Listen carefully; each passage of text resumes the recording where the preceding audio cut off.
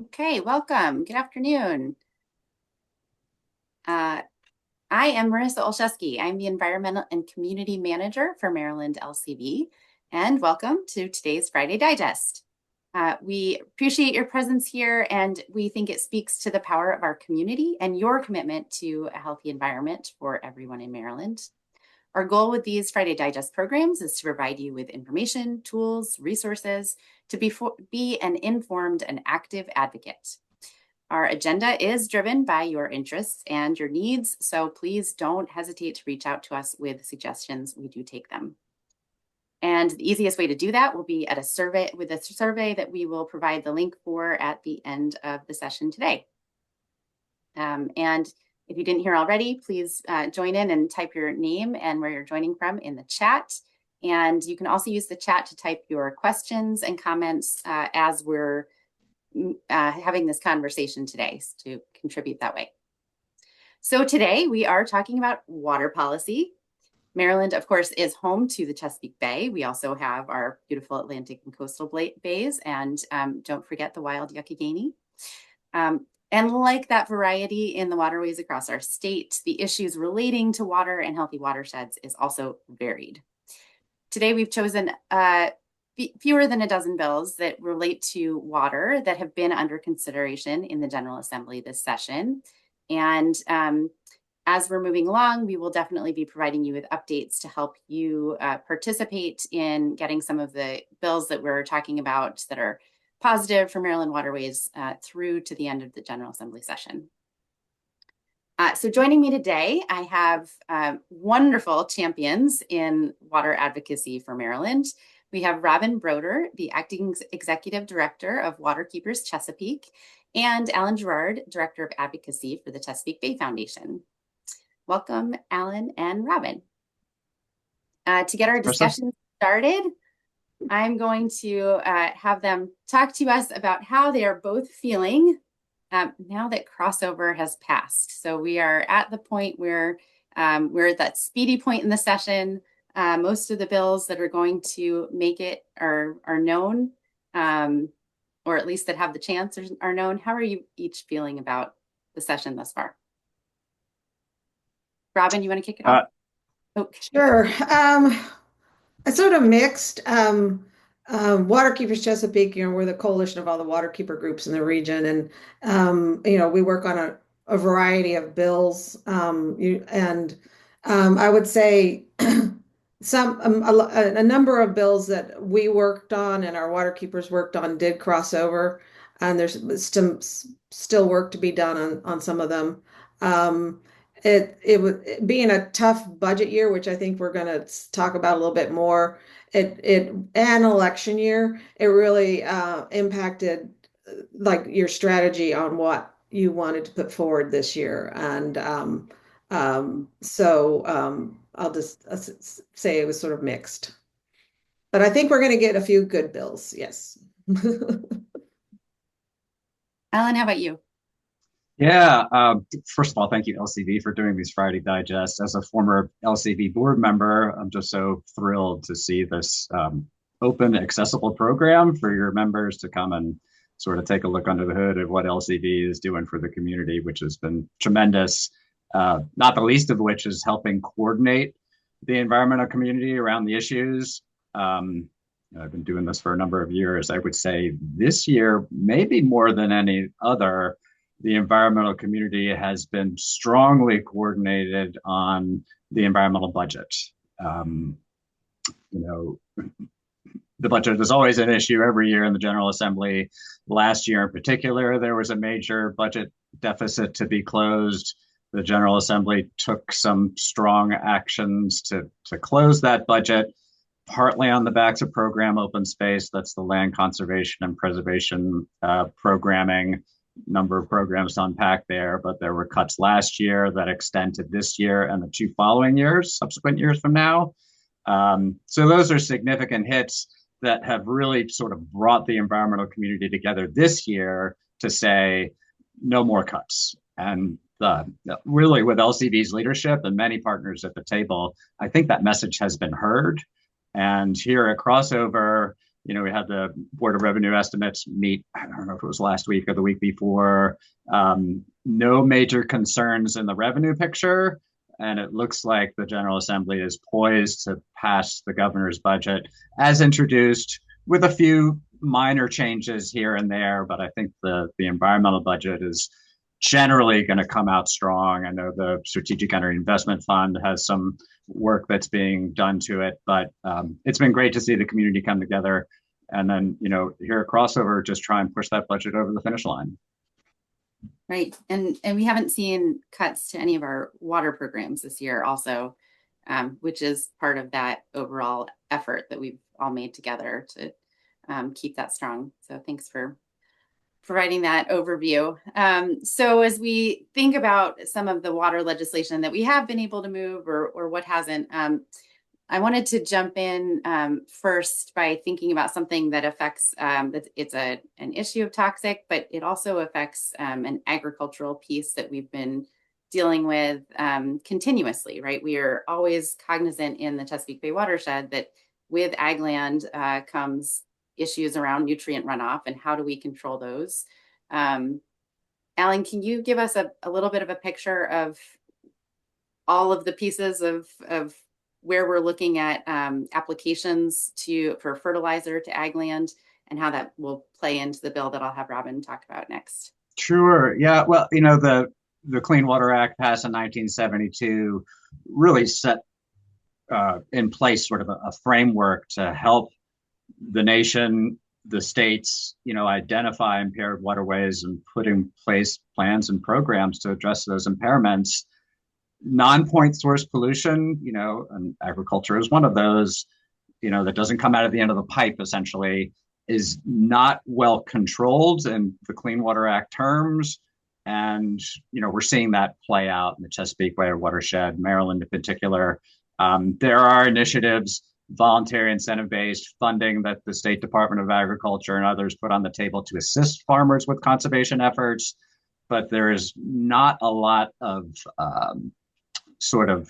regulation or requirements of the farm sector to make clear and specific progress on clean water.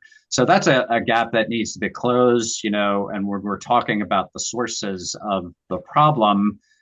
Different types of fertilizers, chemical fertilizers that you might expect in the farm sector, manure from livestock also applied as a nutrient source to crops. Very important that be well managed.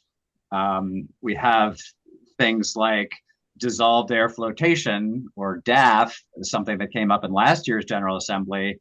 That is actually material that comes out of livestock rendering plants that is applied to land as fertilizer. Last year's legislation requires the Department of Agriculture to permit those facilities under that activity under certain conditions. That was something that didn't exist before. And then I know biosolids, which is actually a nutrient source that originates from municipal wastewater treatment plants, is also eligible to be applied to land and has certain risks associated with as well. So a lot of nutrient sources in the ag sector, not well controlled through federal policy. Some states try to pick up the pieces on their own. There's more work to be done. Yeah, and so Robin, then that leads me to have you talk about the sewage sludge. And this bill it's a fun name because it has the full name in it, but essentially PFAS. The PFAS in sewage sludge bill. And if you could just give that brief reminder for people of what PFAS are, and then why are we dealing with them in sewage sludge, which Alan teed up talking about wastewater treatment plant biosolids. Right. So I think probably most people know by now, but if that PFAS is also known as the forever chemicals. It's a group or a class of chemicals that were created, man-made, long time ago, decades ago. They don't break down. So they're things that repel water, repel oil, things of that nature. And they have now, the different chemicals are used in different products and different areas of our life. over time. And there's much more awareness of how they cause a number of very negative health impacts, cancer, greater rates of cancer, maternal health outcomes are impacted, and all kinds of things. In Maryland and a lot of other states, there's been a lot of efforts to pass some legislation to go at the different sources of PFAS, or where it's coming from and how it's being used. And as Alan mentioned, from wastewater treatment plants, you get the discharge of, the effluent, the water discharge, but you also get the solid side of wastewater treatment plants. And that has been used as a free or low cost fertilizer on farms for a number of years. And heavy metals has always been recognized as a possibility of something that you need to be concerned about when you're using that as fertilizer. But more recently, it's PFAS is now a huge concern. And so last year and then this year, a bill was introduced by Senator Love and Delegate Stein to address that. And this year's bill did cross over. It set some limits on the levels of PFAS and biosolids. It also goes to looking upstream at the sources of PFAS, because going at the industrial sources of PFAS, that before it gets to the wastewater treatment plant. And and one piece that we also thought was very important is farmer notification, so that they, the farmers have a right to know what's going on their land. And right now, they're the biosolids, the companies, the haulers that bring the sewage sludge to the farms, they're not telling the farmers what the levels of PFAS are in the biosolids. And this is not just a issue in Maryland, it's a region-wide issue. There's a bill that went through the Virginia General Assembly this year, yet to be signed by the governor. But so we think that's a very important piece, and we're still pushing. Well, it's in the bills, but it needs a little tweaking. But and then the other bill that we worked on was also addressing a source of PFAS, and that's consumer products. And this was a new bill this year, and it was withdrawn just so we could work on it more for next year. There was a lot of industry pushback.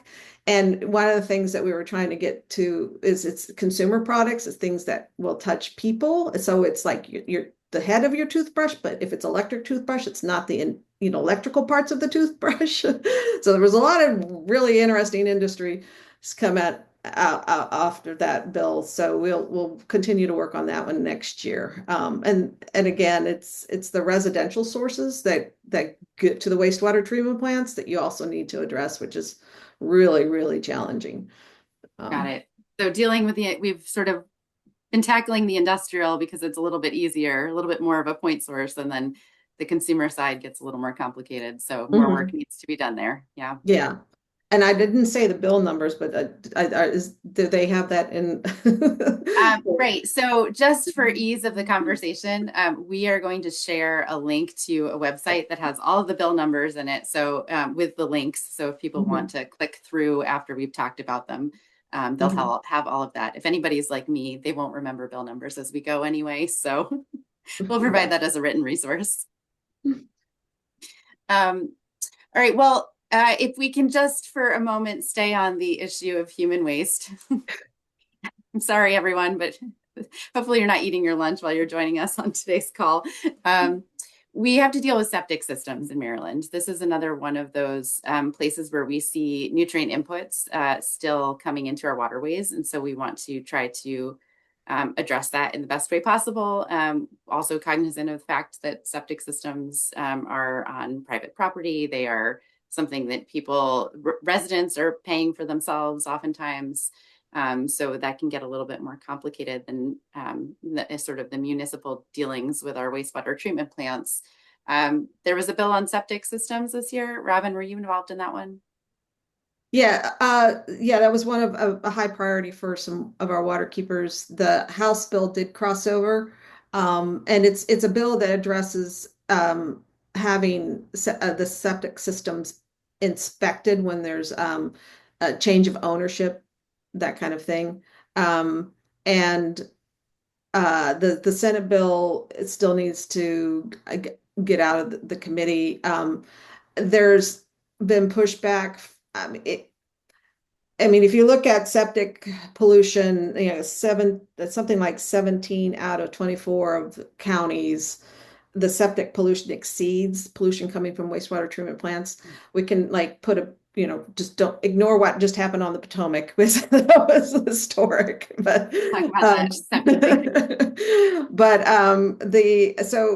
there's been pushback on because it's more regulations and so if folks have any connections with some of the Republican senators on the Eastern Shore, you might ask them just to, sit this one out and let us pass this bill. Got it. Excellent. Okay, we'll move off of sewage now. We'll give people a break from talking about that and talk about more pleasant things. For one, habitat. And Alan, I wonder if you could touch on this one a little bit. There's a bill that was specific to Calvert and St. Mary's County, brought by their senator and delegates, looking at a different way of managing their living shoreline installations there. They have had some trouble with the way that living shoreline regulations are currently written, addressing their particular needs in their counties, they feel. And so they were looking to maybe use their soil and water conservation districts for permitting those instead of MDE. I know Chesapeake Bay Foundation has been working on the issue of living shorelines a lot. I just wonder if you could talk a little bit about this bill in particular, and then maybe just also Chesapeake Bay Foundation's efforts around living shorelines. Yeah, sure. Thanks, Marissa. We're opposed to the bill. And just backing up a bit, living shorelines, in case it's not clear, are the expectation in Maryland state law when it comes to rehabilitating shoreline. A lot of people think about eroding shoreline and the solution being, bulkheads, sort of those wood structures or rock material. You've seen that riprap sort of and revetments that help hold the soil back and, good erosion control. Really lousy for wildlife habitat, lousy for helping filter runoff that's coming off the land. So the opportunity to sort of marry all of those needs, which is filtration and holding soil back and creating wildlife, is these living shorelines, essentially natural material, grasses, marshes, stabilizing the soil through the root structure, and then also providing that wildlife habitat, for things like terrapin turtles that, enjoy nesting on the shoreline and have difficult doing that when there's a rock wall there. So that's the standard in Maryland law, is to have a living shoreline. Now there is a waiver process in state law as well, that over time has resulted in a number of waivers being granted, where we think it's been a little bit, they've been granted a little bit too much. That has changed in recent years, but there's more to be done there. And that's the conversation you're referring to, Marissa. CBF, MDE, Chesapeake Bay Trust, and others have been in discussions for years with the agency about how to improve that waiver process. So that's some of the background. It is a water feature, and Maryland does have the exclusive control of, managing and protecting water resources for the benefit of state residents. It's a resource of the state, and MD has the authority to control that resource. The concern with this bill is that essentially removes that authority to protect and manage that resource along the shoreline from the state to Calvert and St. Mary's counties. To the Soil Conservation District would be the controlling authority there. They say there are unique circumstances in those counties that need to be addressed by their unique control and authority. we believe that's a slippery slope and inappropriate for a county to do, where the state has a structure and investment and expectations that would be usurped by moving that control over to the county. So there's been work to amend the bill. The bill is now pretty significantly amended to the point where that control is now reverts back to the Maryland Department of Environment. It provides more specificity on what living shorelines are as a matter of definition, sort of expands it beyond sort of marsh creation to other things like oyster reef balls and other wildlife habitat that can be a piece of the system to control the shoreline, which I think is a step in the right direction. And then it also puts in place sort of a scoring system that the Department of MDE, Department of Environment, would need to use to evaluate waivers, which is another step in the right direction. Just sort of gets a little bit more clear about when and how waivers should be granted and under what circumstances. So those are, we think, positive amendments. As the bill is postured now, we're supportive of it. It gets that authority, back to MDE, and I think things are moving in the right direction at this point. That's great. I think that's great for people to hear too, that a reminder that our legislative process can really work for even solving some of these problems, right? It came forward as a bill that we were all a little concerned about, didn't really think it necessarily addressed the issue that it was there for. And now it sounds like through the legislative process, with amendments to the bill, it may actually be a really positive step for living shorelines. So that's great to hear from me. Vernal pools. Robin, what are vernal pools? How to describe them? So they're shallow areas of water that aren't really necessarily connected to anything, and it's where you would find tadpoles and salamanders and those types of critters that live in them. And or this time of year, it might be where you're hearing your spring peepers, right? Yes, yeah. And so I'm not the best person to talk about the vernal pools bill, but there has been efforts over the last, actually, I don't know if this is like the third year or so, they've been trying to pass a bill on to protect vernal pools.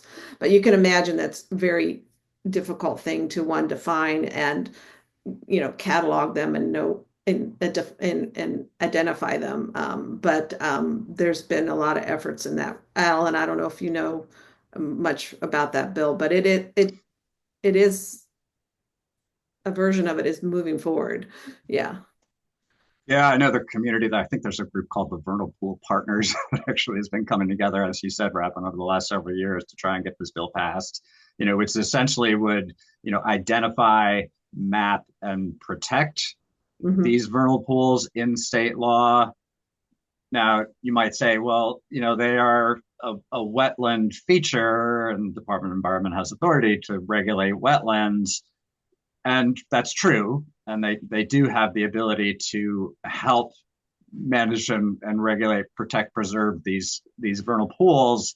It's just that vernal pools don't stay wet all the time, right? It's they're ephemeral. So sometimes they're dry, sometimes they're wet. They don't always meet the definition of a wetland in terms of plants and hydric soils. So there's a gray area there. And what the bill intends to do is to identify, map, and regulate those features. I think 8 other states in the nation have similar provisions already adopted in law. So Maryland would be joining those. Again, a bill that didn't pass the last couple of years. This is either, the second or third year that they're trying to move it forward. The bill is now heavily amended. So the regulate part is now out of the bill, and we're left with just identify and map, which again, sort of has been something that's been negotiated with the department. This conversation has been rich over the last 6 months. And now I think we're landing at a place where legislators are comfortable moving the bill forward with just identify and map. And that is a step in the right direction, I think, to give the agency the resources it needs to know what these pools, know what these resources are, where they're located, and then we'll have the information that's needed to do the protection piece in later years. Great. So the last part I want to get to, as I'm watching time run out here, is to talk about oysters. And very briefly, there was one bill that I think has successfully been stopped. It didn't move past crossover, so I think that's good. And that had to do with rotational harvest. Alan, I don't know if you wanted to say just a couple words on that one. Yeah, sure. That was, 24% of the oyster bottom was set aside for sanctuaries back in 2010. I think the watermen have been eager to open up those sanctuaries to harvest. Sanctuaries are important to help the species, develop these resistance in its future cycles, prevent the oysters from being dredged, which is habitat destruction, and really can cause issues. So we want to keep the sanctuaries intact. I think the bill is dead at this point. I think the legislators heard that message. So we're in good shape there. The other one, yeah. Yep. So that's good news. I think we're in good shape there. The other one that we've been tracking is I have the title here, Enhancement Program and Maryland Seafood Industry Financial Assistance. This is coming from a memorandum of understanding between the Department of Natural Resources and Department of Transportation. I think this thing is several decades old. Yeah, I think it's 30 years old.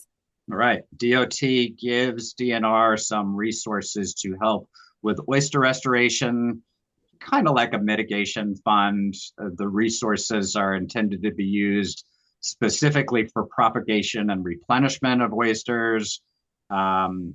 That MOU, because it's not in law or otherwise bound, has resulted in those funds being rated by DOT and used for other uses. So this would codify the arrangement, require DNR to hold those resources from DOT and spend them on replenishment and propagation.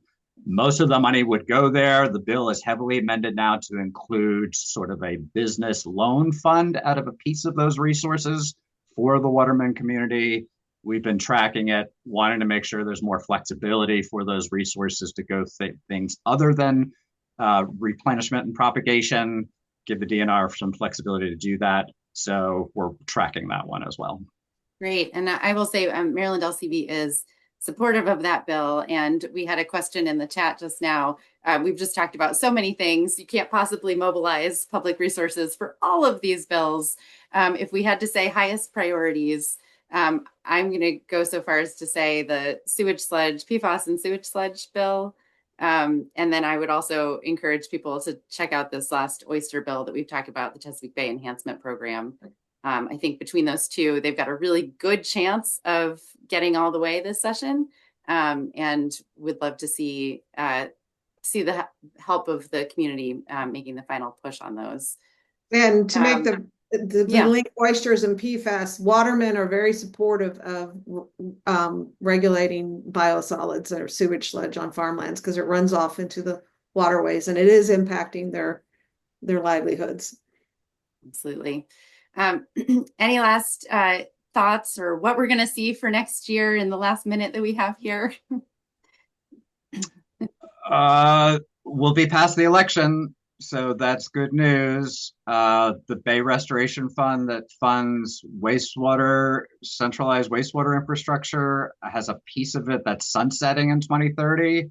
So look for more on that. That's an incredibly valuable fund for making sure our wastewater infrastructure is designed and maintained to slow pollution. It's a major reason why we're seeing success in the Bay restoration efforts to track that one. Agriculture and stormwater are the remaining nuts to crack in the Bay restoration program. So there will be more work need to be done in those sectors as well. Yep. That sounds about right, Robin. I just would say, if you have been watching the Potomac sewage crisis, and coming out of that, there'll be hopefully a lot more discussion and focus on infrastructure, aging infrastructure, and funding needs for that. But another issue is flushable wipes, and look for that bill next year because they're not flushable, guys. They're not flushable. It's amazing what you'll hear on a water bills conversation. Thank you all for joining us. I think that's all that we have time for today. Please look out for the survey coming up, and any other questions that we didn't get to, let us know, and we will try to respond to you through email. Thank you, Robin, and thank you, Alan, for spending this time with us. Well, thank you. Thank you.